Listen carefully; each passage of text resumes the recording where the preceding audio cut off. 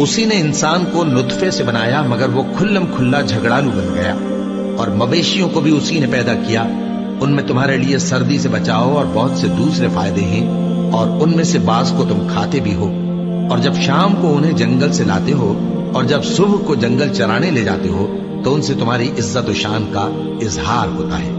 और दूर दराज शहरों में जहां तुम सख्त मेहनत के बगैर पहुंच नहीं सकते, वो तुम्हारे बोझ उठाकर ले जाते हैं। कुछ शक नहीं कि तुम्हारा परवरदिगार निहायत शफकत वाला है, मेहरबान है। और उसी ने घोड़े और खच्चर और गधे पैदा किए ताकि तुम उन पर सवार हो, और वो तुम्हारे लिए रौनक और जीनत भी है।